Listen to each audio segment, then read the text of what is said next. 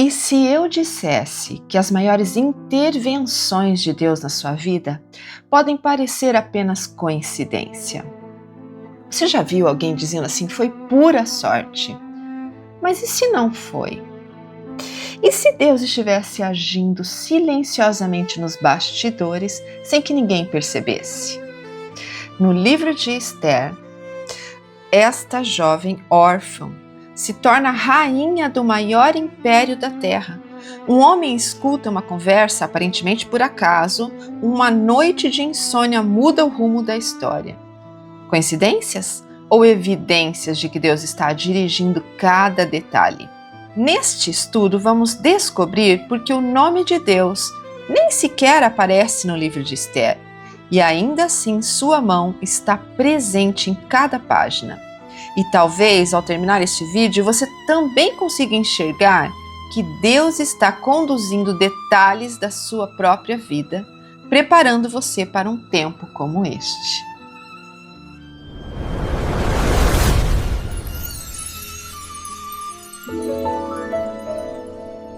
Bem-vindos para o estudo de hoje. Nós estamos chegando no final dos livros históricos do Velho Testamento. Esther é o último livro histórico. Daqui em diante nós vamos ver os livros, então, poesia, como Jó, que será o próximo livro. E o livro de Esther vai falar sobre um povo que permaneceu em exílio, mesmo que houvesse judeus voltando. Esther, ela vai estar ali entre Zorobabel, que volta, e Esdras, na segunda leva de pessoas que retorna. Ela está nesse período de tempo ali. Esther vai se ver numa cilada, numa grande cilada que vão montar os judeus, em que ela tem que tomar uma decisão difícil e que a partir dessa decisão, até hoje os judeus comemoram uma festa chamada Festa de Purim. Esse é o único livro do Velho Testamento que ainda não foi encontrado nos manuscritos do Mar Morto. Há muito tempo atrás, em 1947, alguns papiros foram encontrados em cavernas próximo ao Mar Morto. Eles têm os mesmos escritos do Antigo Testamento. Então hoje, quando ele é traduzido, ele pode ser comparado àquilo que a gente tinha séculos antes, em que ele pode dizer realmente tudo que está na Bíblia que nós temos até hoje, de acordo com os manuscritos do Mar Morto, são verdadeiros. Mas uma peculiaridade aqui é que o livro de Esther não está nesses manuscritos.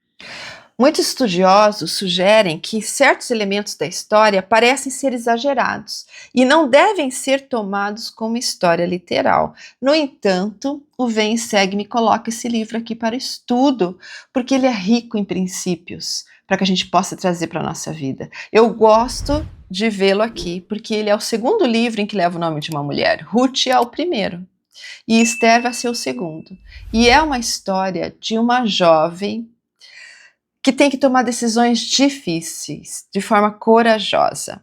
Como eu já disse antes, o livro de Esther é o último livro que nós consideramos como livros históricos. A gente começou lá com Josué, Juízes, Ruth, 1 Samuel, 2 Samuel, 1 Reis, 2 Reis, Crônicas 1 e 2, Esdras e Neemias, então agora Esther.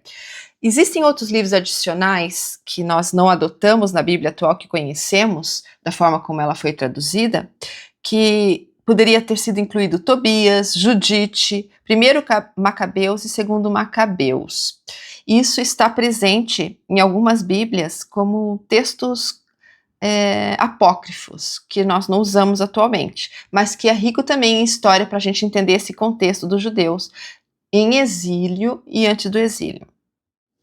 Embora o livro de Esther não mencione em nenhum capítulo o nome de Deus, ou coloca ele como responsável pelas suas bênçãos, nós o tempo todo vamos perceber que ele está presente, que ele está oculto nessas páginas aqui. Até o nome de Esther, o nome dela em hebreu é Hadassah, que significa oculto, e Esther é um nome persa, que significa estrela. Esse oculto remete muito a essa situação de que Deus não está ali totalmente aparecendo nesses capítulos, mas em oculto, para que a gente o veja colocando sua mão em cada decisão, em cada bênção que eles recebem. Nós conhecemos essa história de Esther, eu, pelo menos, sempre conheci, desde garota, inclusive interpretei o papel da Esther quando eu era adolescente num show de talentos, e eu adorei fazer isso, eu escrevi a peça e ainda interpretei a personagem principal.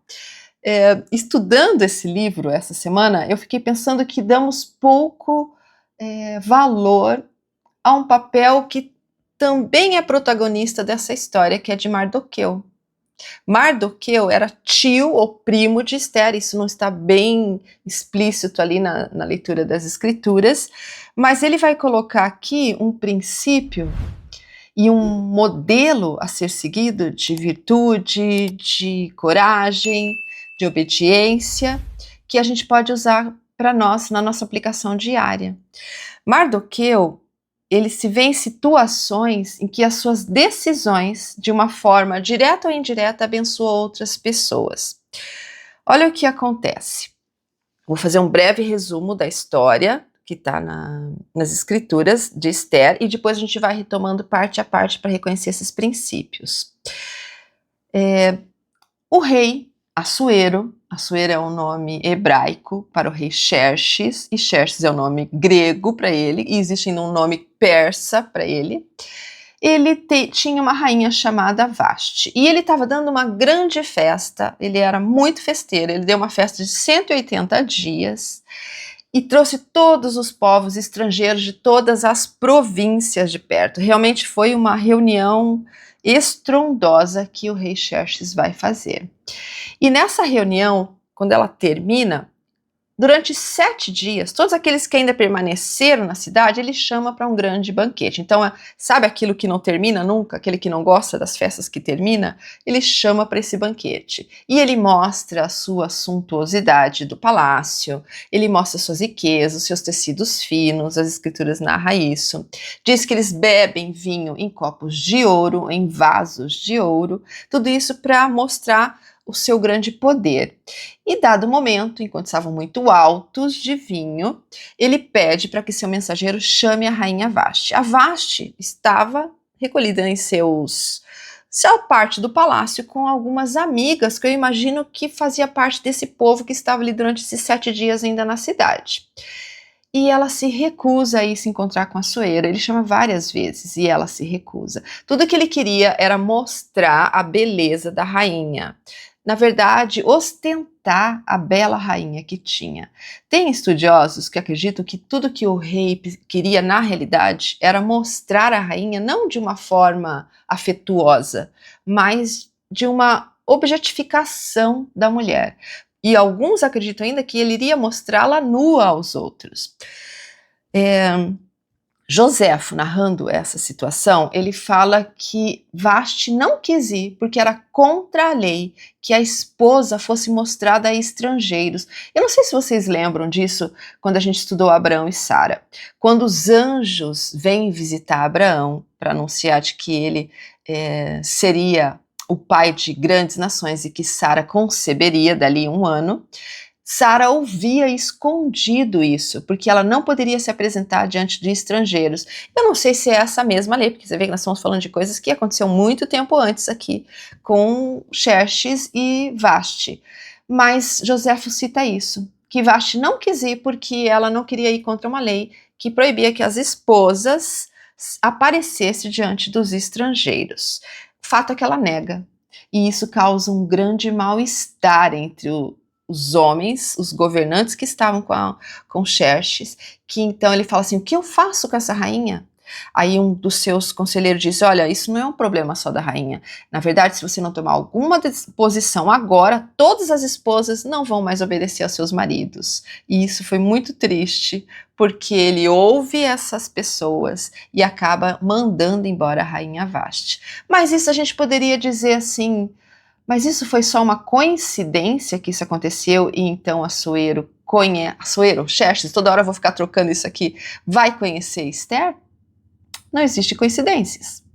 Existe a mão do Senhor em tudo. E talvez foi a mão do Senhor até esse ponto aqui.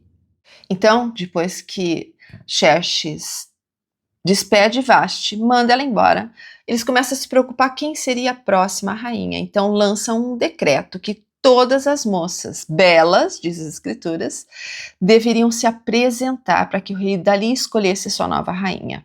Isso é muito interessante, porque naquela época não era assim que uma rainha era escolhida. Normalmente ela já era uma princesa de algum reino, ela já vinha como um negócio fechado com outra nação poderosa. E aqui não, ele vai escolher entre as suas súditas uma rainha. Então todas as moças são convocadas, e não foi algo assim que elas decidiam se iriam ou não, elas tinham que cumprir isso. E Esther era órfã e o tio dela, Mardoqueu, a criava no lugar de seus primos ou sobrinhos. E ela então vai atender esse pedido do rei, vai até o palácio, é uma das que vai passar por um tratamento de beleza incrível, é um skincare que eu nunca conheci, de 12 meses. Durante 12 meses elas recebiam todo o tratamento de beleza.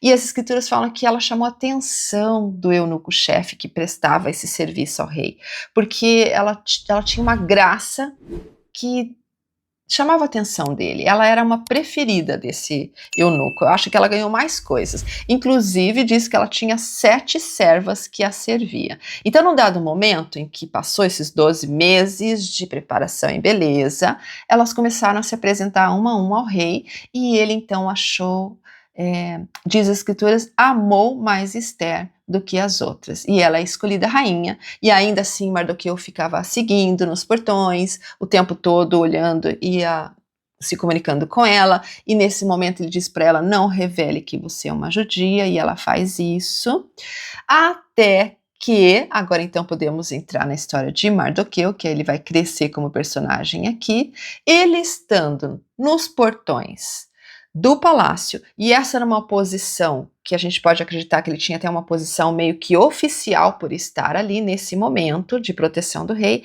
ele ouve 2 eunucos fazendo um plano de assassinar o rei.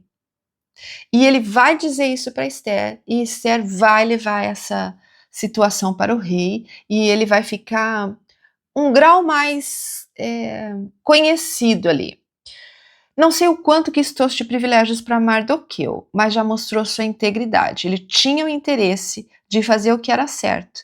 E olha que decisão correta que ele tomou aqui, que vai desenrolar todo o resto da história a partir dessa decisão, e a gente já vai perceber isso aqui. Enquanto ele estava nesse portão da cidade, existia um homem chamado Amã, que o rei tinha engrandecido à sua vista. Então ele tinha tudo, todas as regalias, todas as condições, todos os status que o rei reconhecia. Então cada vez que esse Amã passava a caminho do palácio, os servos, as pessoas que estavam em volta se curvavam diante dele, mas Mardoqueu não. E sabe por que Mardoqueu não fazia isso? Isso é na verdade, uma suposição, porque não era simplesmente ele ser um judeu que ele não poderia se curvar, mas possivelmente ele não se curvava, porque no relato das escrituras, Amã era uma malequita. Era descendente do rei Agag. Rei Agag foi um dos reis que foi aprisionado pelo rei Saul, mas que a sua posteridade não foi completamente exterminada, como mandada em Êxodo ser feito. Então, quando a gente estudou isso lá atrás, e o Senhor pede para que mate todos os amalequitas, eu até disse assim, olha, o Senhor sabe dos seus propósitos, ele sabe como dirigir tudo. Olha o perigo que os judeus vão correr agora aqui com esse descendente do rei Agag. Ele já odiava os judeus e vai procurar o rei e pedir ao rei da seguinte forma, olha, existe um povo que frequenta aqui o palácio, um dos seus exilados trazidos daí da Babilônia, ele nem diz quem são, que não obedecem suas leis, que não o aceita como rei, mas eu não quero que você se preocupe com eles não, porque eu já sei o que vou fazer, se a sua permissão vier, vamos exterminá-los completamente, e eu não quero que saia daí o custo disso para a realeza, então tá aqui ó, ele leva o dinheiro para o rei e diz, esses talentos de prata vão me ajudar a exterminar esses judeus se você consentir. Então eles lançam sorte, e lançar sorte, a palavra é por isso que vem mais tarde, a gente vai ver ali a festa de Purim, eles lançam sorte e caem num determinado dia do mês, do ano, que esse extermínio aconteceria. Então, essa data seria dia 13 do mês Adar. Então, aguarda essa data para a gente entender o deslanchar da história. Quando Mardoqueu sabe disso, ele que tinha uma posição oficial, deveria ser bem apessoado e tudo, sempre bem vestido, ele põe saco e cinza. Essa tradição dos judeus de se vestir de saco e jogar cinza nas suas cabeças é uma simbologia de luto. Isso foi feito em todo o país por todos os judeus onde eles moravam, em suas províncias, porque eles seriam exterminados sem poder se defender. E Mardoqueu vai na porta e fica lá aguardando para que Esther o veja. As servas de Esther, as 7 moças que ela leva junto com ela, diz: olha, tem um homem vestido de saco e cinza no portão.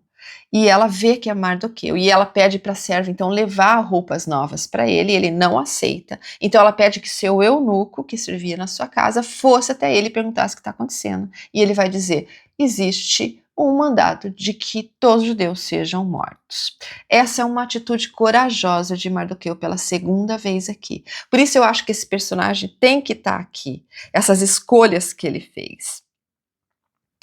Helder Uchtdorf, falando num discurso chamado Magnifique o chamado que tem, ele fala assim: cada um de nós está em uma situação especial e tem uma tarefa importante que só nós podemos realizar. O Senhor lhes deu essas responsabilidades por um motivo.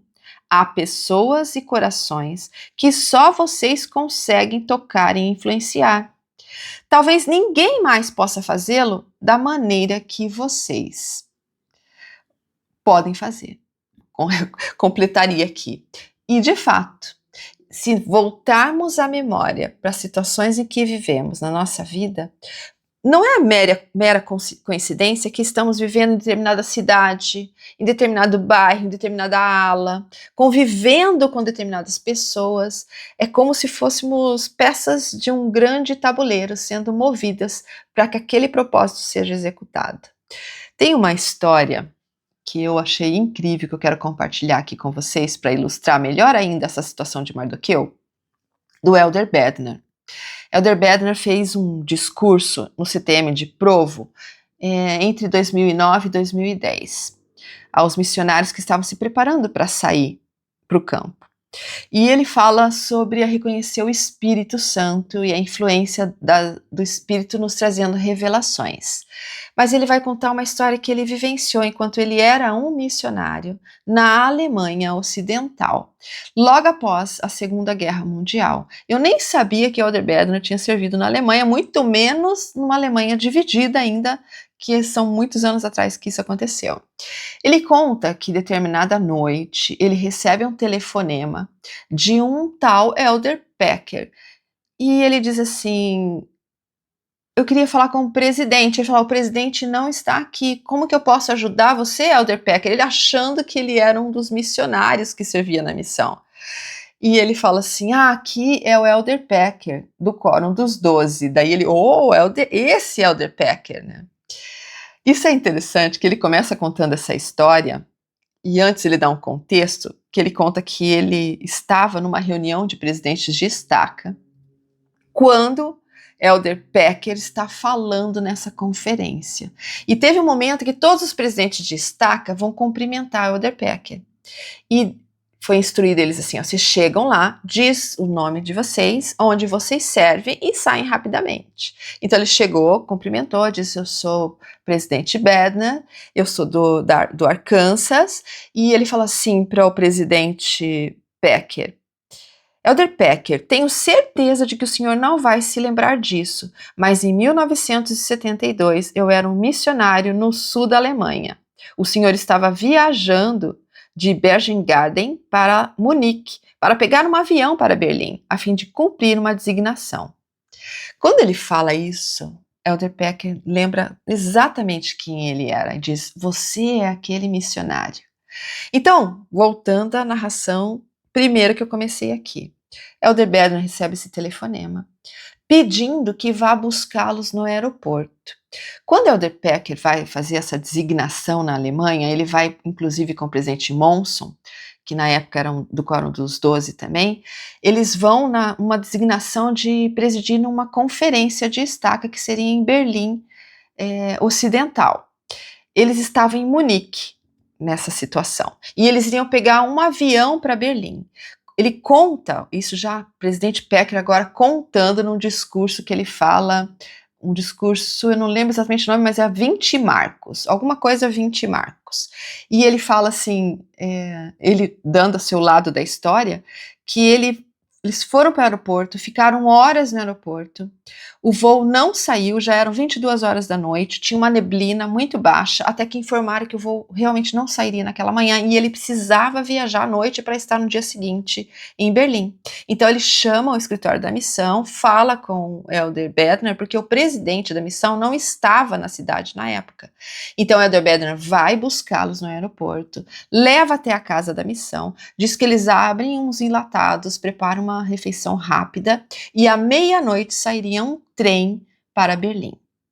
Então eles levam eles até a estação, o presidente Pecker com sua esposa, e um pouco antes do trem sair, ainda do lado de fora, Elder Bednar fala assim, você tem algum dinheiro alemão? E o Elder Pecker diz, não tenho nenhum dinheiro. E ele tira uma nota de 20 marcos e dá para o Elder Pecker. Ele diz assim, talvez você precise dela. E eles viajam. Quando é mais ou menos umas 2 horas da manhã, o trem para num determinado local, na Berlim Oriental, que na época era uma Berlim soviética. Então, e era muito complicado passar por esse trecho. Eles eram muito rígidos em conferir os passaportes. Elder Pecker estava com os passaportes em dia. Eles exigiam que o passaporte tivesse 5 anos de validade. Só que quando ele foi renovar os seus passaportes e da Sister Pecker, o dela ainda tinha 3 anos de validade e ele achou que aquilo não teria problema e também disseram a ele que não teria problema ela seguir com esse passaporte. Mas quando ele chega lá, sem falar alemão, que isso era algo terrível para você estar nessa situação de vistoria, de pós-guerra, de brutalidade. Ele diz que entra um soldado muito enérgico, muito desagradável. Ele fala assim, eu não sou de não gostar das pessoas, mas esse soldado era muito desagradável e feio. Elder Pecker diz isso, achei bem engraçado até. E ele disse que ele falava o alemão e ele não entendendo, mas sabendo assim, o pouco que ele entendia, esse passaporte não está válido, que era da esposa dele. E o Elder Pecker, sentindo que não teria outro jeito, ele lembra daquela nota de 20 marcos e coloca em cima do passaporte e entrega novamente para o soldado, corpulento, rabugento e um pouco ignorante com eles naquele momento. Diz que o soldado então sai e volta com o passaporte e eles seguem viagem. Quando eles chegam no seu destino, um dos membros da igreja trabalhava na guarda de Berlim. E ele conta isso, o que aconteceu com ele durante a viagem, em um tom zombeteiro, comentando assim, achando engraçado. E esse irmão diz assim, olha, vocês correram um grande perigo. Eles são muito rígidos, eles não deixariam vocês prosseguir viagem. Na realidade, não é vocês. Eles tirariam sua esposa do trem e você teria que seguir viagem e você não poderia fazer nada. Ela ia descer num lugar completamente estranho, às 2 horas da manhã, numa Berlim oriental, dirigidas por soviéticos que eram inimigos dos Estados Unidos, não teria interesse nenhum em ajudá-los. Ele iria ficar super desesperado. Ele diz assim, olha, eu preferia que isso acontecesse comigo do que com a minha esposa. Se isso acontecesse, ia ser a pior coisa que poderia ter acontecido. E por que eu estou contando tudo isso? Como alguém tão jovem como um missionário, que é o Elder Bednar, pôde sentir um influxo do Espírito lhe dizendo, dê uma nota de 20 marcos a ele. E obedeceu, e isso mudou completamente uma história. Isso é incrível, isso é maravilhoso. Era sobre isso que ele dizia no seu discurso aos missionários, que às vezes temos revelações que não podemos perceber como uma revelação, mas quando dá o desfecho, a gente vê aquilo foi inspirado. E Mardoqueu seguiu essas inspirações, em tomar decisões sábias, em dizer ao rei que havia um conluio de o matar, e depois se vestir de saco e cinzas e pedir para que Esther o ajudasse nessa situação. Sabe o que é interessante? Que o livro de Esther, o último versículo do capítulo 10, que ele tem 10 capítulos, vai falar sobre Mardoqueu. Vai dizer assim: porque o judeu Mardoqueu foi o segundo depois de Assuero. Isso a gente já vai entender melhor daqui a pouco. E grande para com os judeus, e agradável para com a multidão de seus irmãos, que procuravam o bem do seu povo e falava pela prosperidade de toda a sua nação. E eu gostaria de que nós pudéssemos refletir para quais circunstâncias ou relacionamentos o Senhor guiou você a fim de estar no lugar certo para tal tempo como este. Isso vai ser dito para Esther, mas ele se casa perfeitamente também para Mardoqueu e para nós hoje. Então, para quais circunstâncias ele te guiou? Pondere sobre isso. Às vezes, nossa bênção patriarcal pode revelar isso. Pode revelar quais são essas circunstâncias. E qual é o trabalho que o Senhor tem reservado para você. Qual é o trabalho que o Senhor tem reservado para você realizar. Então agora vamos entrar para esse personagem principal, que é a Esther. Quando a gente vê a narração de que as moças são levadas à presença do rei, eu quero que você tenha um contexto na sua mente. Ela era uma moça virgem, e a moça virgem naquela época tinha entre 12 a 15 anos, mais tardar 20 anos, muito difícil ter 20 anos. Ela era uma jovenzinha da classe das moças. Eu nem lembro como é que é o novo termo que a gente vai usar para as moças agora esse ano, mas no antigo ela seria uma menina moça, muito novinha. E olha que lindo esse exemplo dela aqui pra gente. Ela escolheu fazer o que era certo. Ela era uma menina órfã, muito bela, muito graciosa, que era obediente. Porque quando Mardoqueu a instruiu não revelar que ela era uma judia, ela assim o fez. Ela foi, se casou, se tornou rainha, sem que soubesse que ela era uma judia. E isso vai fazer a diferença agora no desenrolar da história.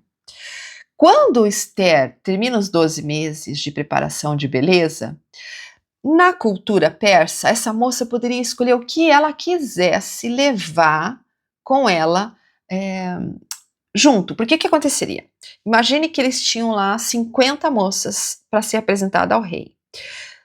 Dessas 50 moças, apenas uma seria a rainha, as outras seriam concubinas, e elas iam morar numa casa de concubinas. Talvez elas só teriam um contato único com o rei e nunca mais o veria. Algumas vezes isso acontecia.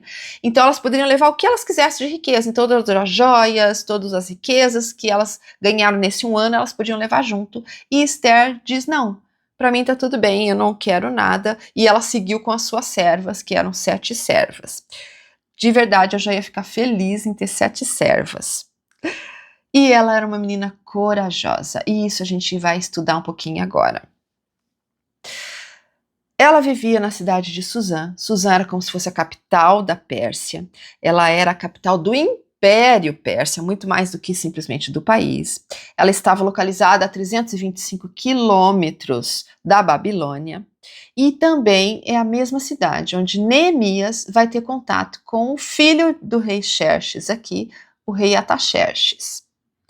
Esther precisou abrir mão do conforto e segurança para o bem do outro. Ela era uma rainha, tinha todas as regalias de ser uma rainha, vivia no seu conforto.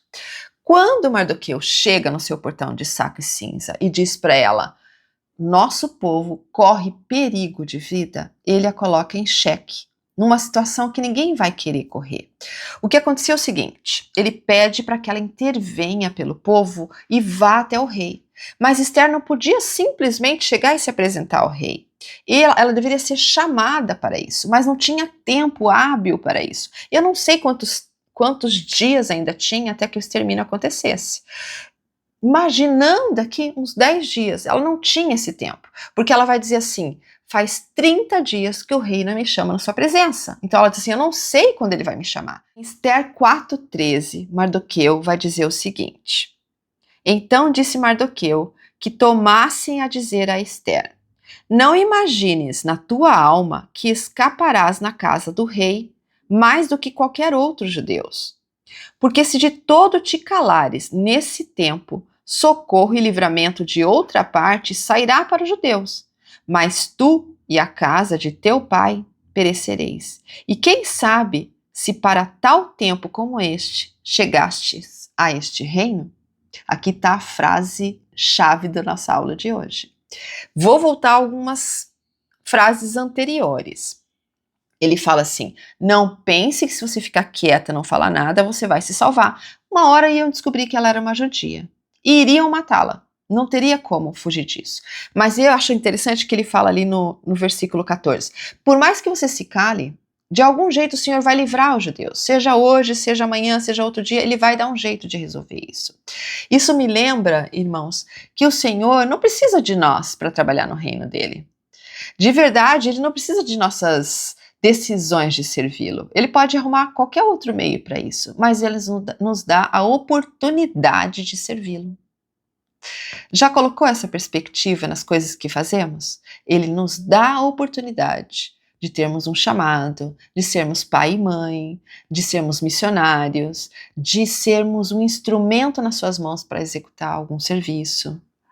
E então ele fala: será que não é para esse tempo, para esse motivo que você está aqui?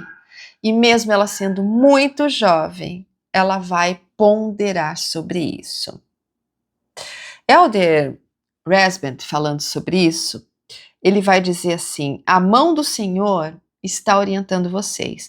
Por desígnio divino, ele está nos pequenos detalhes e nas maiores realizações de sua vida. Depois que Esther ponderou um pouco sobre esse assunto, no versículo 16 ela vai tomar sua decisão. Ela diz assim para suas servas: vai, ajunta todos os judeus que se acharem em Suzã. Manda esse recado lá para Mardoqueu. E jejuai por mim, e não comais, e nem bebais por 3 dias, nem de dia, nem de noite. E eu e minhas moças também assim jejuaremos. E assim irei ter com o rei, ainda que não seja segundo a lei. Ainda que o rei ainda possa me matar se eu fizer isso. E se perecer, pereci. Isso era a coragem de Esther. Ela cresce aqui como personagem. Ela diz assim: vamos fazer um jejum. E essa é a parte linda em que o Senhor aparece, porque ela está colocando a sua confiança nele. Ela diz: 3 dias sem comer, sem beber, nem de noite nem de dia. Minhas servas vão fazer isso comigo. Possivelmente elas eram judias também. E elas fazem isso. E no 3º dia, ela se veste e se apronta, coloca a coroa e tudo e vai à presença do rei. Existia uma lei em que quando uma pessoa se apresentava perante o rei sem ser chamada, se o rei apontasse a ela o seu cetro e ela pudesse tocar no cetro ou beijar esse cetro, ela poderia entrar sem que nada lhe acontecesse. Agora, se o rei não fizesse isso, ela corria risco de vida. Era a lei. E ela junta toda essa coragem e vai à presença do rei. Eu gosto muito da narração de Joséfo para essa situação. É muito mais romântico do que a Bíblia descreve, porque quando Joséfo descreve, diz que ela chega e quase que desmaia quando vê o rei no seu trono e maravilhada de ver ele com todo o seu poderio, assim, e ele rapidamente levanta, junta ela e traz o cetro junto e concede a ela, então, a oportunidade de falar com ele. É uma cena que eu já imaginei, assim, como um filme acontecendo, muito mais romântico, mais bonito aqui do que a história que a gente está lendo nas escrituras. O fato é que o rei, então, diz para ela: o que desejas? Até metade do meu reino eu te dou. Olha que legal ouvir isso. Até metade do reino eu te dou. Então ela fala assim: não, tudo que eu quero é que venha ceares comigo essa noite, ou a noite seguinte, eu não lembro mais, e leve Amã junto. E o rei: ok, tudo bem, então o que você quiser eu vou te dar. E vão e faz esse jantar com toda a pompa, ela prepara tudo.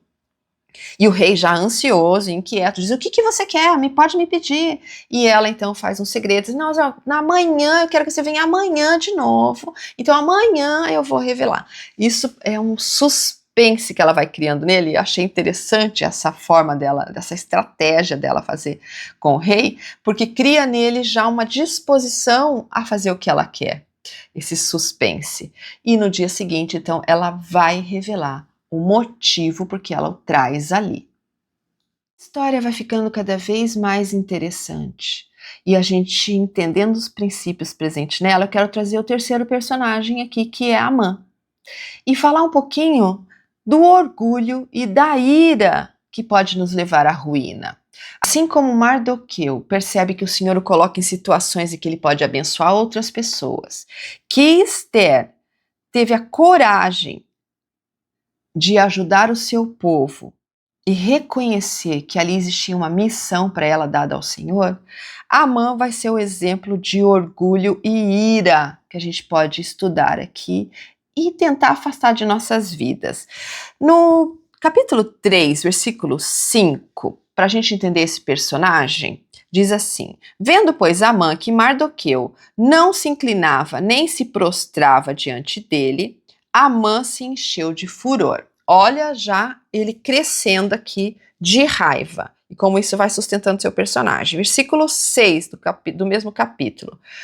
Porém, considerou pouco atentar só contra Mardoqueu, porque lhe haviam declarado de que povo era Mardoqueu. Amã, pois, procurou destruir todos os judeus que havia em todo o reino de Assuero, o povo de Mardoqueu. Olha só, então quando o primeiro encontro deles, Mardoqueu já não se inclina, aquilo chamou a atenção dele. E ele ficou cheio de furor. E ele vai perguntar: quem é esse que não se inclina perante mim? E o povo vai dizer: ele é um judeu. Por isso que ele não está se inclinando. Então, essa primeira vez, ele sustenta essa raiva de Mardoqueu e vai pedir ao rei para matar todos os judeus. Quando a rainha Esther marca o jantar, o banquete, e convida Amã, ele vai novamente ao palácio e vê Mardoqueu novamente e sente essa raiva novamente dele não ter se inclinado perante ele. Chega para a esposa e diz: o que eu faço com esse judeu que não se inclina perante mim? E ela fala assim: não espera não o extermínio, não espera o dia 13 do extermínio, faz aqui uma forca para ele e já o mata, pede ao rei para que o mate já. Amã vai fazer uma forca de mais ou menos 20 metros de altura. Eu fiquei pensando muito sobre isso. Não era uma forca simples. Ele queria que todos vissem o seu poder. Era tão alto que de onde as pessoas estivessem poderiam ver Mardoqueu sendo enforcado. Então ele vai até o palácio, fica na porta para falar novamente com o rei, ele constrói a forca e tudo, deixa pronta, e vai até o rei Xerxes para pedir isso a ele. Só que o rei Xerxes, naquela noite, tinha tido insônia, não conseguia dormir. E ele pede então para que seus servos tragam o seu livro de relatos do palácio. E nesse relato, ele encontra o relato onde Mardoqueu salvou de ser morto. E ele pergunta assim: o que foi feito por essa pessoa aqui que me salvou? Então o servo diz: olha, não que eu saiba nada. E ele ficou pensando: o que eu poderia fazer? Quem aí dos meus magistrados, dos oficiais, está ali no palácio? Ele fala: a Amã está lá embaixo, então suba a Amã. Quando a Amã chega, o rei diz para ele: o que você faria para uma pessoa em que o rei gosta muito, que quer engrandecer essa pessoa? O que você faria? E ele fala assim: eu daria o meu manto para ele, o manto do rei, e também a coroa, e colocaria em cima dele um cavalo branco do rei, o mais bonito e pomposo, e ainda teria alguém dizendo assim, assim se fará, ali no versículo 11 do capítulo 6, assim se fará o homem a quem o rei deseja honrar. Então o rei olha para ele e diz assim: então você vai fazer exatamente isso que você falou ao judeu Mardoqueu. Imagine Amã recebendo essa notícia, de que aquele que ele estava lá na presença do rei para pedir, para enforcar na forca que ele fez, de mais de 20 metros de altura, diz que ele tem que colocar ele num cavalo, com coroa, com manto, e ainda sair dizendo isso que o rei faz àquele que ele honra. E Mardoqueu vai nesse cavalo por toda a cidade, e Amã do seu lado declarando: isso é o que o rei faz com aquele que ele honra. Quando ele volta, ele tá muito irado, com muita raiva mesmo. E ele chega para a esposa Ceres novamente: olha o que eles me fizeram fazer com ele. E ela diz assim: olha, se ele mandou fazer isso, Isso vai dar muito mal, porque os judeus vão se achar a partir de hoje com essa situação, vão perder completamente o respeito por você. E então ele vai no banquete de Ester pela segunda vez. Quando ele vai no banquete de Ester pela segunda vez, a rainha então vai falar ao rei o que está acontecendo. E Amã vai cair. Presidente Benson, um dos discursos mais clássicos e incríveis, chamado Acautelai-vos contra o orgulho. Diz assim: os orgulhosos fazem de todos os homens seus adversários, é o caso de Amã, lançando seu intelecto, suas opiniões, suas obras, suas posses, seus talentos, ou qualquer outro mecanismo mundano de medida contra seus semelhantes. Nas palavras de C.S. Lewis, o orgulho não se compraz em ter alguma coisa, somente em ter mais do que o próximo. É a comparação que os torna orgulhosos, o prazer de sentir-se acima dos demais. Tirando-lhe o elemento competitivo, o orgulho desaparece. E foi assim para Amã. Tudo o que ele precisava é se sentir superior a todo o resto do povo, principalmente aos judeus. Quando a rainha Ester revela ao rei o plano de Amã de exterminar todos os judeus, inclusive ela sendo uma judia, o rei fica consternado. Ele se levanta e sai no pátio do palácio para ponderar.